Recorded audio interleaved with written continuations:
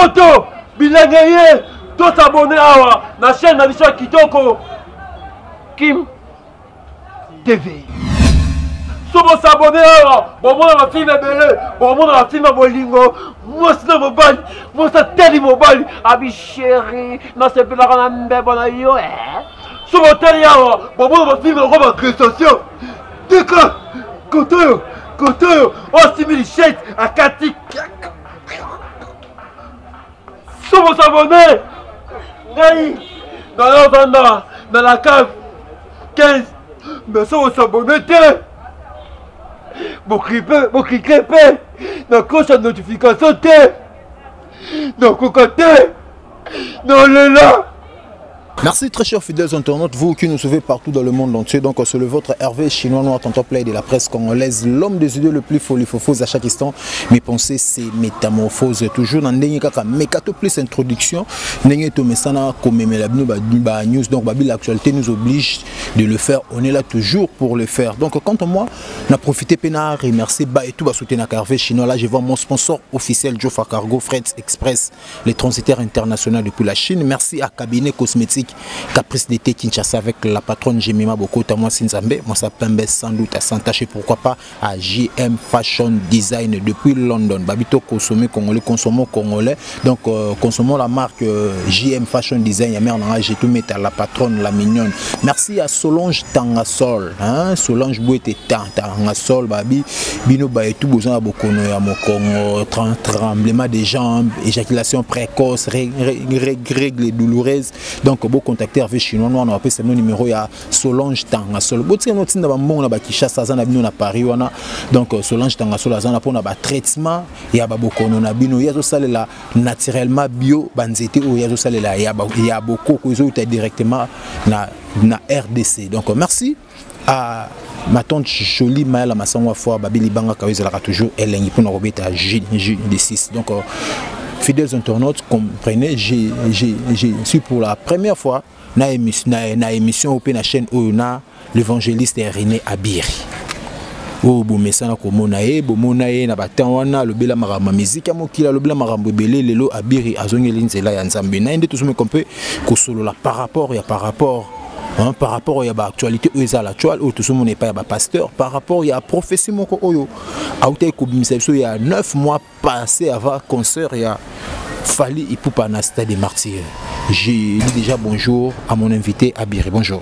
Oui, bonjour mon frère Hervé Chinois et bonjour aussi Naba surtout au Bota Labiso partout dans le monde.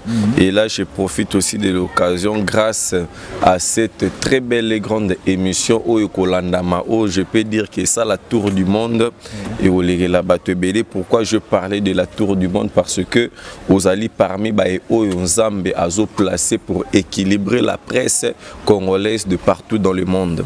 Et alors là je profite de l'occasion de saluer maman Paola Schengen Kilo à Londres, Nakati à Londres, et maman Nabiso Marilyn Kongolo, Marilyn la Sage, na PC Bambo Théâtre, et puis sans oublier maman Dani Bokombe Tsunami, donc Bambo TP à trop na Katsa Paris, maman Céline Mujinga wetu, maman Mimi Mujeka, maman na Chris Kalanda, le pasteur Papi Chefu na Katsi à Bruxelles wana, boza tellement ébélé, maman Anangoy depuis Irlande, ma maman vraiment Bambo Teno Péatro, na bossé maman Anaster Fraser madame, Bambo Teno Péatro, maman Nangai na niveau ya États-Unis d'Amérique, maman Grâce Lumingu, vraiment Bambo Théâtre, bozalité mais maman Judith Bounyebu depuis quelque part, René Abiri est là, tout est colobélé la carte de la part ensemble pour na édifier où ils allaient peuple de Dieu, bah et au peuple tant sous bazali bah maramsuna ignorance, bah quoi bah tant sous qu'on découvrir de certaines d'autres choses grâce à Zambé Oyo à Pesibiso Nanzela na émission Oyo. Merci. Merci beaucoup bah découvrir certaines d'autres choses grâce à Zambé Nanzela Pesibiso na émission Oyo. René Abiri mais comme peut ça moi synthèse moqué par rapport bah belé bazolanda yo bah bakio na mamba moqué. Qu'est-ce qui a fait le René Abiri Bon, vous savez, là je profite aussi à saluer mon ami, mon frère Junior Mbouzi, donc Bambo Théâtre Azali, donc vraiment René Abiri.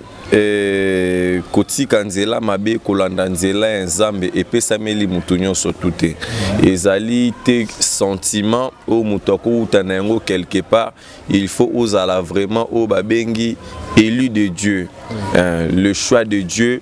Au moni David azalaki na kati ya forêt ayebaki te nini oyo bande kosalema déjà na kati ya ndako na ye. David ayebaki te oyo Nzambe asololaki na Samuel et alors asutuka boye babengi ye. Alors lorsque Dieu appelle, lorsque Dieu approuve une situation, il dispose tout. Et alors René Abiri nazalaki nanga mopagano entre de marcher, entre de faire nyon surtout oyo bandeko tout basala ranase na mokili oyo pona ko faire plaisir ya nzoto. Et alors René Abiri na ekota la vie nanga, je me suis vu vraiment nazali ko miboma et sala kinga vraiment pasi makasi na motema komimona na kati na vie ya masumu kotambola na impudicité na impurité na marambu mabe ebele et puis c'est vraiment quelque chose qui ne donne pas l'honneur. Et alors j'avais pris la décision, j'avais pris l'engagement, je me suis motivé moi-même de marcher dans la crainte de Dieu et de suivre mon Dieu, puisque avant je lui servais et je me suis demandé beaucoup de questions. Qu'est-ce qui a fait que naïba ko abandonner la voie du Seigneur? Et alors naïki retomber dans un verset biblique qui dit qui me séparera de l'amour de Christ. Vous voyez, qu'est-ce qui me séparera de l'amour de Christ? Naïotala ah masanga ya ko séparer na amour de Christ. Basi nini ya ko séparer na amour de Christ? Nini yango na se na mukili oyo ngai na koki kolula to na koki ko s'encamparer to na koki ko zwa ezala spécial que le nom de Christ. Et le Christ ango ezate que Christ ya ke ya mundimi boino, Christ ya ke ngamoko na teya na oteya na wenza mola na priele mutaliboma biki mutamba soya biki muta malade ya biki Christ wana siko na se séparer. Qu'est-ce qui m'a éloigné na terre dans le but? Non, le diable est méchant. Na terre dans le but, non, je ne donnerai plus l'avantage au diable dans mon corps. J'ai fait la conversion, je parlais à mon Seigneur, je me suis humilié, j'ai confessé mes péchés à lui et il m'a ouvert le main et il m'a accepté. Yé azali nzambe, il y a toute bonté. Il m'a fait grâce et voilà aujourd'hui je suis là en train de servir Dieu. C'est ça. Merci beaucoup, tu es là en train de servir Dieu. Il y a 9 mois passés, tout le monde a lancé prophétie moko keno. Au moni fali poupa likolo ya lion, si c'est léopard. Na katia triomphale. Vraiment papa chinois na moni vraiment landara vraiment ba vidéo na YouTube mais quand un peu éclaircir maintenant c'est la prophétie. Bon, prophétie lorsque na bande koloba yango j'avais bien dit l'explication de cette prophétie ezaka ngamo kanem nazana. C'est-à-dire na lingite mutu mususu aleka na sima po lelo batu bakoma ko interpréter batu mal. René Abiri akangi fali pour pandokite. Ozolanda bamso noté prophète de malheur nité nakangi mutu ndokite na lobby. Mais oyo nga na lobby explication na yango ezaka ke pala ngamoko. Explication na ngoza pa na moko bayibalanda biso bana posa ba explication claire. Ezali média omoni prophétie ebomisaka ekangaka batebele ezoka musango mona alali pa na bango. Il se prend le courage à y na média abandi koloba ba prophétie na ba kombwa batu kokende kozonga et prophétie kokotsa moto prise ko sala, c'est-à-dire que il y a des avantages, il y a aussi des désavantages. Soki Nzambe apesio malobate kolekate oloba pour osepelisa batu. Et alors René Abiri aussi nazali aussi parmi ba o ba vivre na ba condition wana. Et alors jour moko nazalé ko prier et après ko prier na kolala tant on alali na moni molimo na Nzambe kotalisa na ngai nazomona baola kisangai fali poupa na moto ozolanda na moto azalaki na 24 papa zoke na 24 heures a komi kaka au moins côté bâti robot wana pona kokota siko triomphal air siko a komi place wana air kaka azu siko direction ya po akota triomphal ndala rasko a omona po sauter de omona siko ba martyr ba sendwe ba palais du peuple nyoso zo mona ngo siko bu nepso air kaka s'engager na chemin wana automatiquement na moni moto et comme lion et léopard s'il vous plaît j'allais dire moto comme léopard yesiko fali pour palikolo siko ya léopard so léopard au monde tout le monde na ba documentaire obi léopard ndinga kimarati donc ça dit qu'azwara makolo ye liboso maboko ezongi nepso léopard azo fongwa mamabe na triomphal mbangu siko léopard ango azo pela moto donne biso moto wana je ne sais pas sotoko loba eza combien de degrés mais biso léopard azo pela moto moko tu ne peux pas imaginer donc c'est à dire que na moto na habité sotoko définir on a combien de degrés mais on a bando mona le feu léopard tout en feu siko fali au moins ne basimbaka nini guidon asimbi siko matoi ya léopard azo guidé léopard à côté na triomphal vitesse mbang na biso et après nde na ki ko lamuka na otuna na nzambe nanga atalisaki ngai ou akoka kotalisa nga expliquer ngona ko komona là c'était avant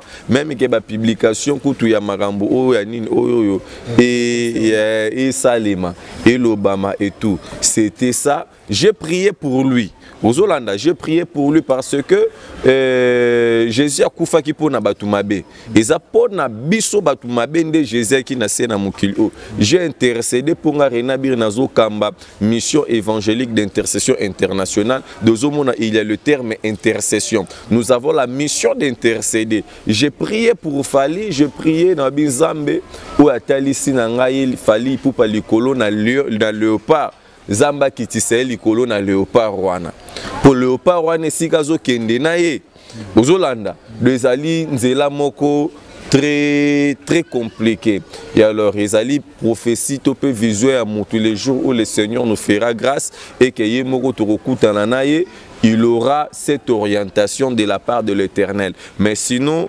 c'est un peu ça ce que j'avais vu n'habite sur une question nos amis bon biso to yebi léopard sur côté na mokili aussi ça ne bat na kolia donc prophétie na o ezaki no et annosaki déjà oyo ngaki sala na concert à Fali le 29 octobre parce que on a vu il y a eu de morts na concert à Fali il y a eu de blessés donc ba kaiser qui me belé to yebi professionnel et annosaki déjà mabe oyo ngaki na concert à Fali soki muto kutani na léopard tango mususu na zamba ata na nzelo zo tambola boy papa atako okufa te mais il faut léopard atiko na babilembo yango moni ba musu babungisaki ba téléphone Hollanda ya da ba trace okendaki concert lokola mutakendaki zamba akutani na léopard soto oyeba ndeni ni ke yo kutanaki na léopard nesiko kendaki il faut signer zala ba mususu romona ba kuluna bakanga kinga ba beteki nga lichette mais okufi toza vivant et puis léopard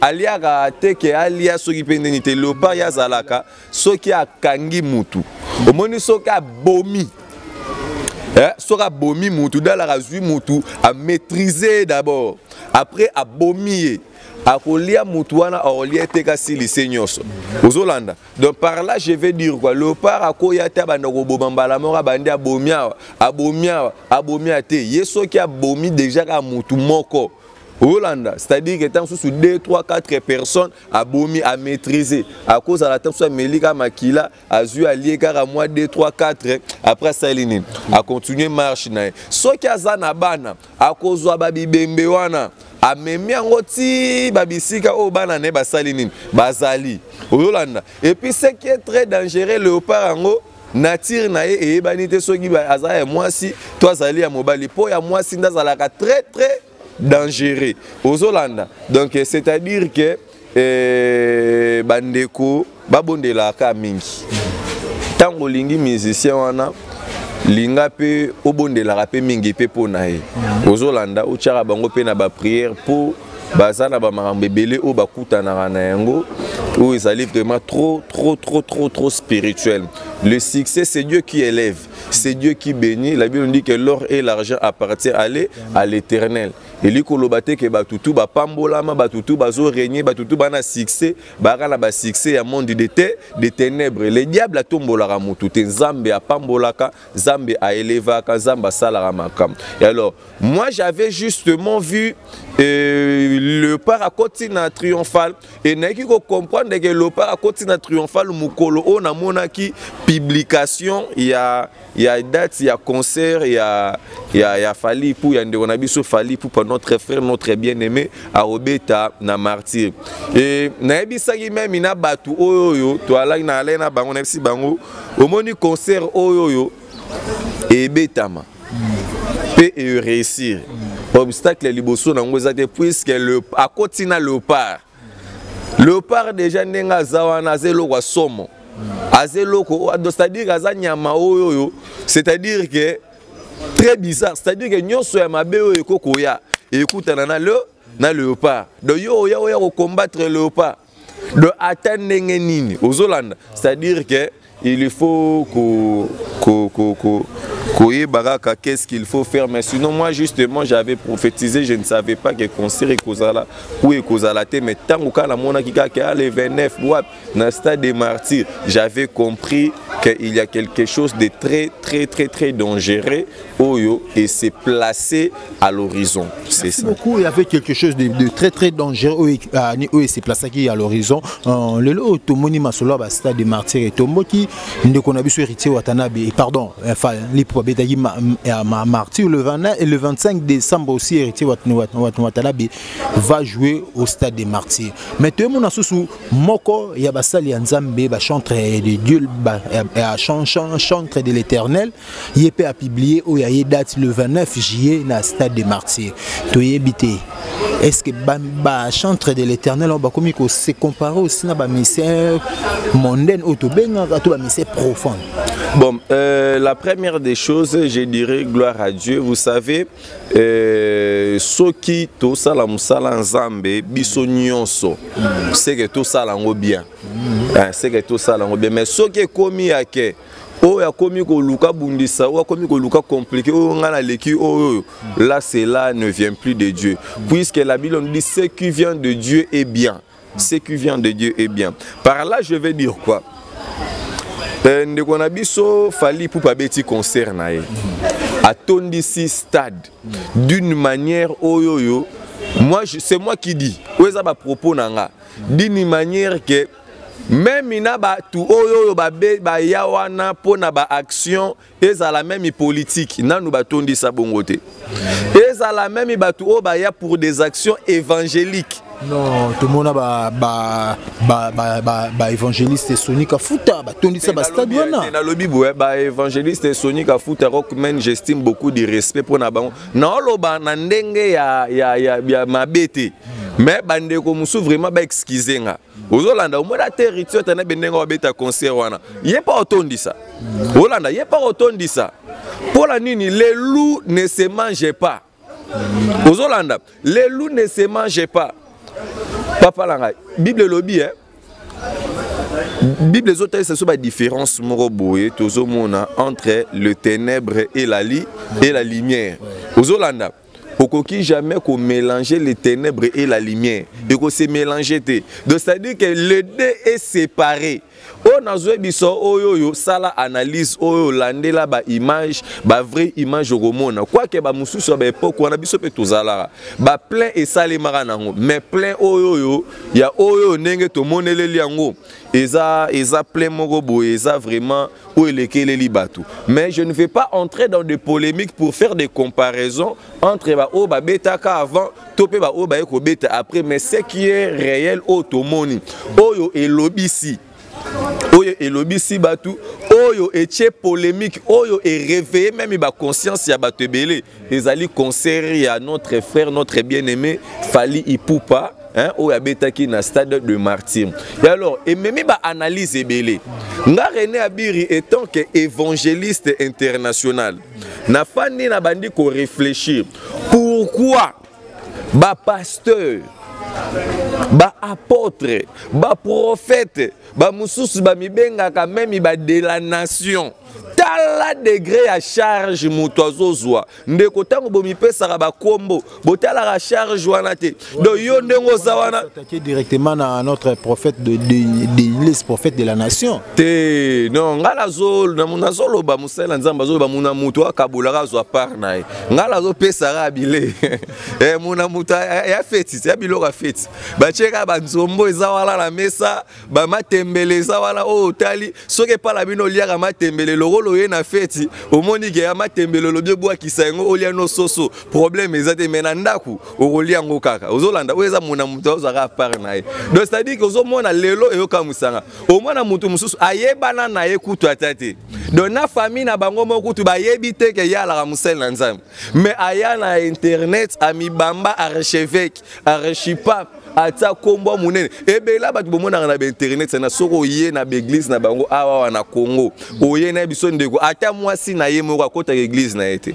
at nazo biso vérité ata mwasi na ye moko akota église na été Hollanda donc c'est à dire que toza na pani sèche ya évangile tala lokola ba comportement o tozo vivre lelo ba pasteur na ebi frère mort to kutana ne na banini na badiading frère wana ebi singa ekaka yoki kake nga naza pasteur ba mo atalinga bi pasteur webi ngendo zala ndenga mabetenga na la kanda ba pasteur na ko banda ko giflo ba mbata na ebi c'est mon frère na salu yo nini ebi singa lobi webi ke ngande na zawa pasteur lokola kaka babino bwa bande ko ya wazo ya évangile ya kaka évangélisation na ndaku soki kanga na zate pasteur abimana mwasi na ye frère wana sikonde nga zawana yebisanga aza mutu abande ko sambela andimila pe Jésus comme Seigneur et Sauveur tala degré à scandale lelo to mona même na poto na dernièrement na monaki frère na biso moko boye Devos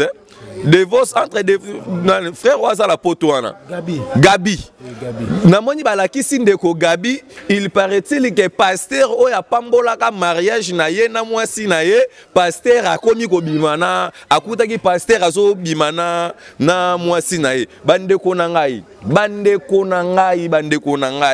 tala so na makambo aboy na ba comportement boy ndebo siko bozo luka bo risquer boya bo beta martyr bandeko na nga basali na nzambe vraiment image wala bandeko mususu kuta ba chantre ya bayembi la nzambe awawa babola mwelekebele ba makambo elekebele mais to mona ba mitakala na bango azo bengana na sœur en Christ wala ki sa sœur système mais lelo azo linga risquer martyr ndeko na ngai ba makambo nini wala vraiment bozolinga boya na yengwana na de bolingo bola exception siko évangile ya longola soni donc soni ya ngo makanisi asenga bolimbis na nzambe na lote na zolo belela mutu te wana eza évangile ya nini do ya soni eza makanisi do soni do bolingo bo flouer batu eza nini tokotanga makomi puisque biso toza bato tolobaka mingi te toza bato oyo toye tomemi évangile la révolution dans l'évangile c'est-à-dire que muto osala évangile sans culpabilité évangile nga René Biri to memi na ba frère na biso évangéliste Junior Mbuzi na yope Hervé chinois po yope ndengo zawa il faut zo pe baptême ozolanda ndeo te faut zo baptême de chinois déjà baptême ya catholique to église de rêve catholique de église ah OK c'est bon voilà mais il te faut sikoyo o se mettre ko pratiquer ko zo baptême ya problème té po batu mususu wana pe bazo pe ba baptême mais pratique c'est ça ozobenga Jésus Seigneur alobi na koyeba bango te c'est dans les écritures ndeko na ngai totanga makomi oyo ya nzambe makomi oyo bon to banda non awa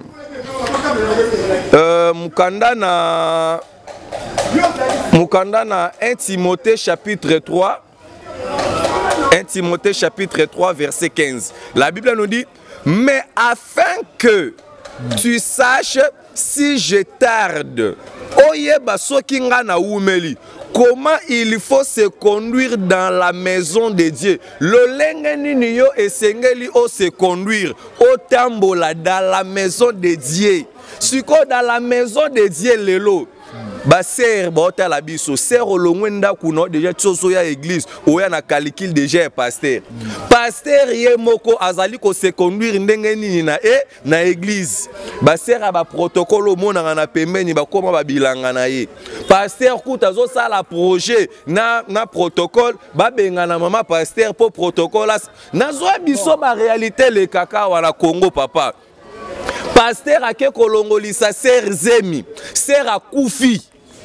Pasteur benda eza bela wana Congo ozomona bama tozomona papa nanga lelo na Congo eza pasi omona pasteur même atana ba sœur en Christ na ba frère en Christ belé tomona bandeko bolenga bakimi ba humilité wana balakisaka bino na ba TV ya ke omonie bozokanisa ke ye Saint-Esprit bandeko bolongola bakobanga wana bobanga nde Nzambe puisque ozomona mutu na église azako se comporter ndengeni.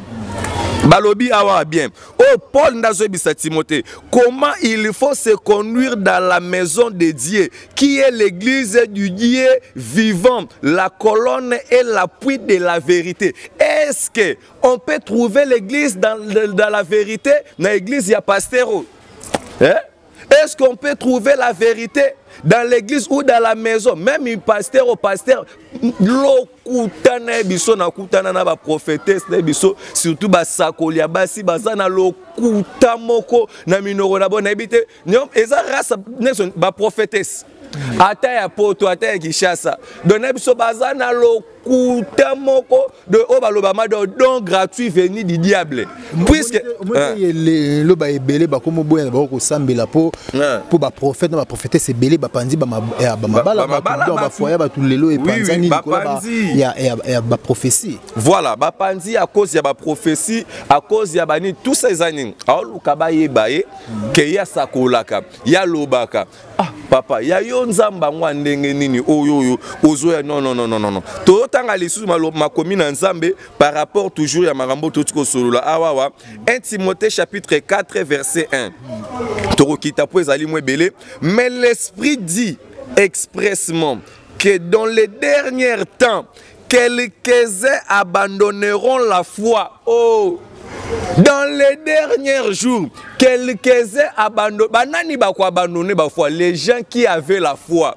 Baye oyo babetaka ba martyr wana baye oyo yebike babanda koyemba molimo mosantu yaka molimo batu bazo kitisa soka bandi koyemba tu sens que Zambenda kiti mais ces genre de personnes là ils abandonneront la foi batu oyo babanda ko sala ba miracle batu babanda ko prophétiser batu babetaka batu banzondo ndeko chama ilikolo TV okomona miracle sikoyo bangwa Bible tala papa na ngai no wana batu babetaka banzondo batsaka ba ilikolo TV to fa no wana to moni ndeko moko mosala nzambe lokola bino la comme prophète de la nation Denis Lessi que j'ai salé à passant te musala nzambe lokola nga te posoki mutaza musala nzambe lokola nga il faut tambola no robanga nzambe il faut atsa maloba na nzambe na pratique siko lokola nga pour nga non vivre le rôle à Yesu.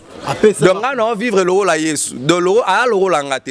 Faut donc voilà. Ça peut ba prophétie belé ou ba mona ba prophétie ba Esther ba prophétie belé mais lelo oyo to moni à côté studio a yemba pété et en plus ça les moines na nzembo oh ngale si. Ngana lobani na ngana lobelo. Sanga mama tina na tina.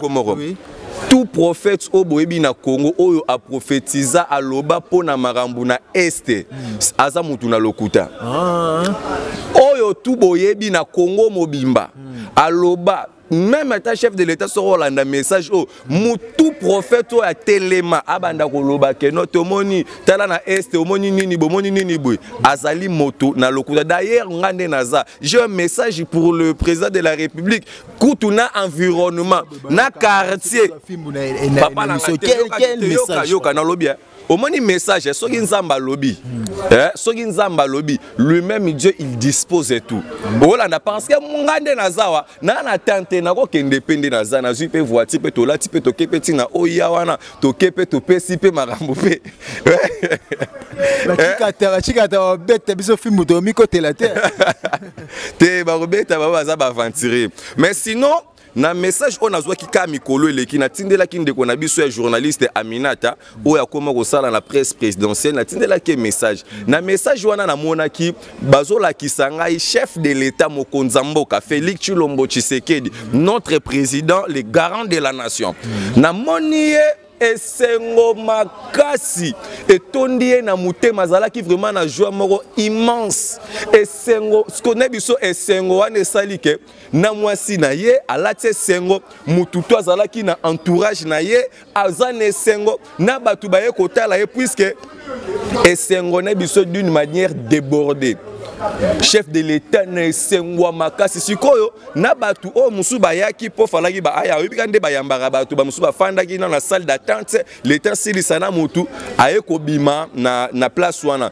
tellement que sengweleki makasi na ndakwa chef de l'état esengo wana elati na batu oyoyo bayaki ko luka na ba visite wana chef de l'état asijoka mouvement na moni abimi libanda abimi libanda batu oyo balandaki bato bayaki wana lokola ndesi pona ko rendre visite soit ba masolo be bato bayaka ko solola na chef de l'état d'échange na batu wana nyonso babimi c'était ça le mouvement esengo ezangisi ye kimia de akomi abima boy azonga bidosko soka abimi na batu lupango etikali polele soki akoti na batu balabala pesa nini etikali polele et alors kaka na kati na esengo wana na ekomona baye siko komema ngai libanda baola kisangai siko moni kan wana oezala kotour wana na quartier non mona ngo pendant que nazo pour sa vision non mona baola kisangai batu bazo bimisa bango na mituka batu bakufi ebele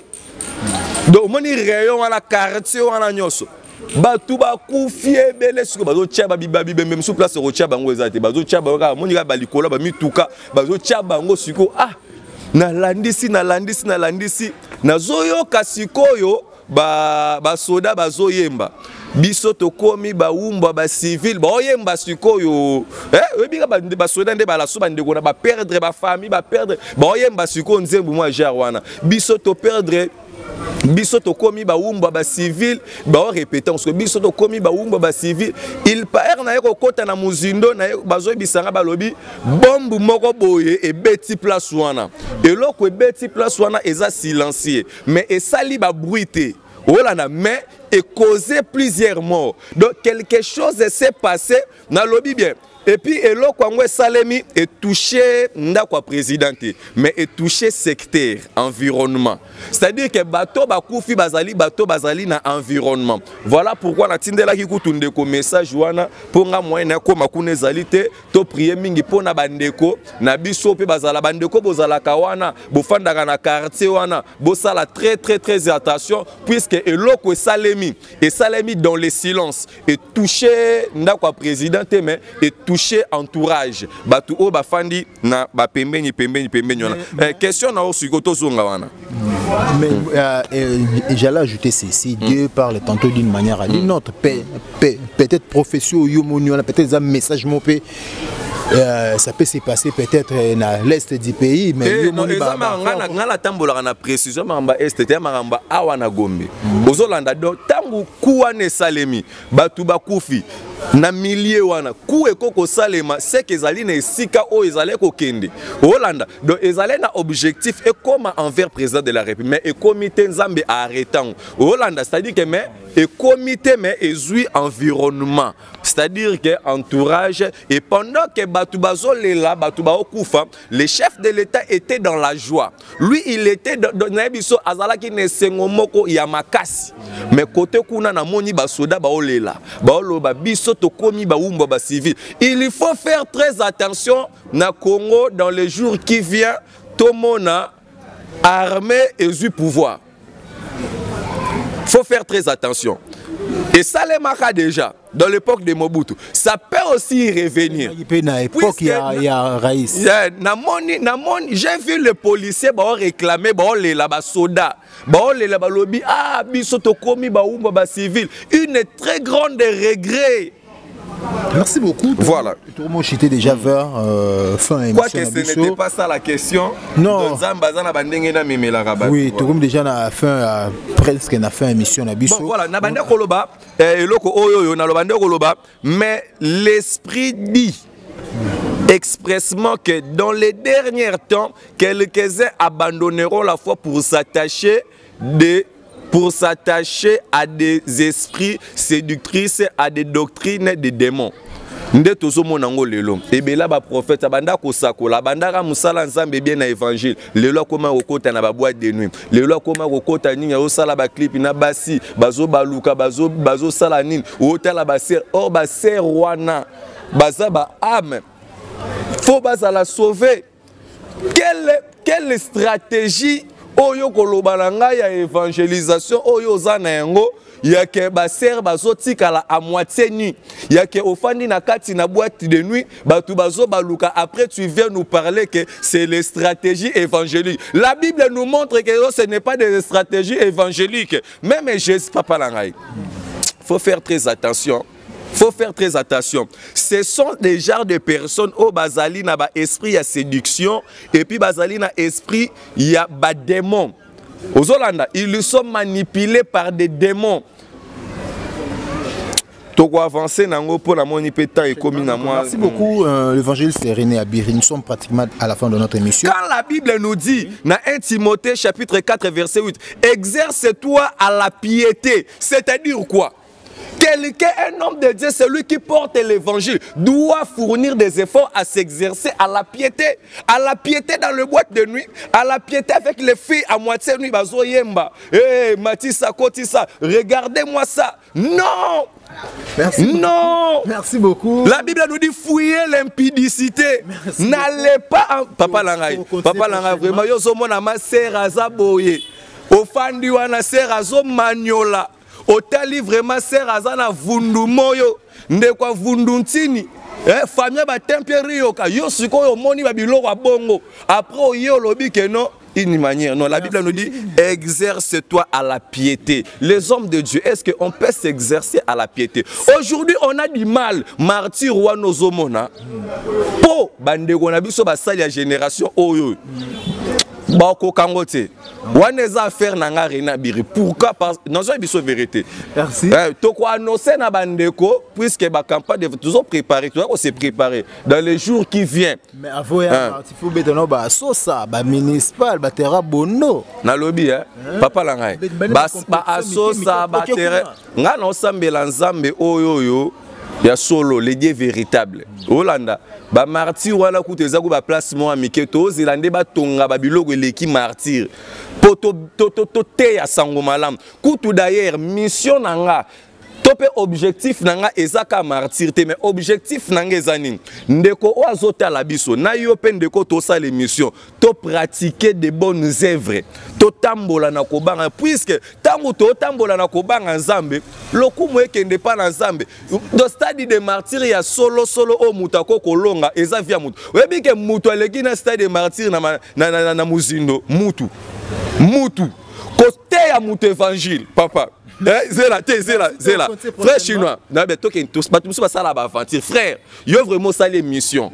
Au bandit mes missions mes bandits, tu parles de Jésus, tu pas banda otala oba abegote pasteur ndabi na landa kyo na ndimina tika masu na ndimina tika mabe na bongo limutema na tiki makam. Qui est celui-là? Qui est celui-là, papa? C'est papa côté ya mutu. Netu yondoza.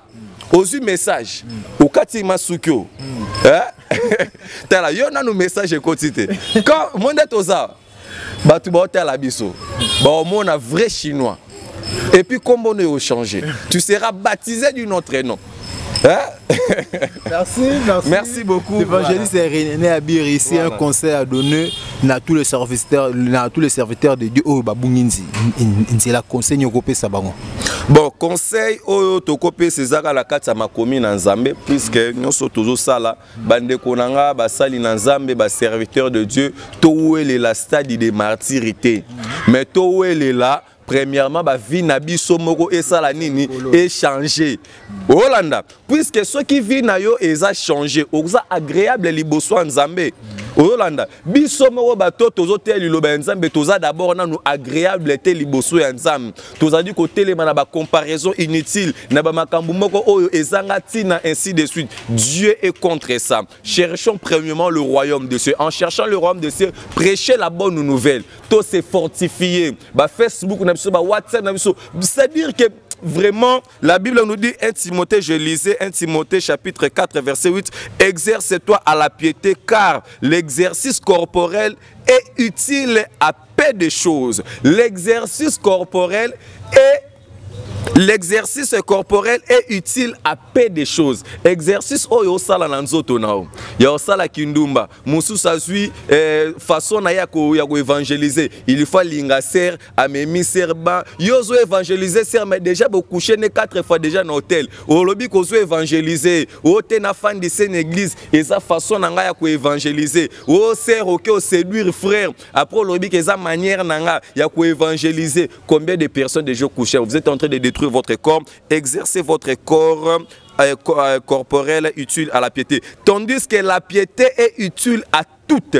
La piété est utile à toutes, à la promesse de la vie présente et de celle qui est l'avenir. Que Dieu vous bénisse. C'est votre frère René Abiri. Merci. Merci beaucoup. Donc, merci très chers fidèles internautes. Merci parce que vous avez belé à Kolanda émission Nabino. Donc, j'ai reçu pour vous le frère René Abiri. Bino moko boki mae maso o to solo lina. Et quand on a profité, na remercier ba et tout o ba soutenaka musala o. Donc, là je vois mon sponsor officiel Jofa Cargo Freight Express, les transitaires internationaux depuis la Chine. Merci à cabinet cosmétique Caprice de Kinshasa avec la patronne Jemima Bokota Monsin Nzambe. Moi ça Pembe sans doute à Saint-Tache. Merci à JM Fashion Design Babi consommons congolais, tout consommer la marque JM Fashion Design avec la patronne G2 Meta la mignonne.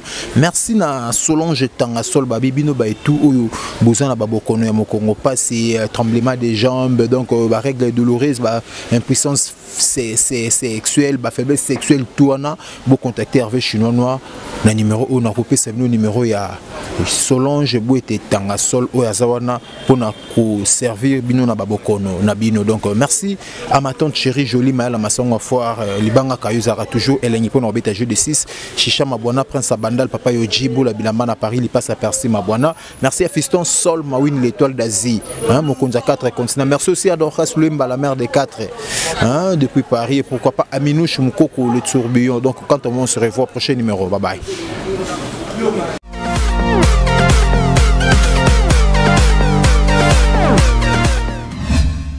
Bonaki Bana poto bilangaye to s'abonner awa na chaîne na biso kitoko Kim TV.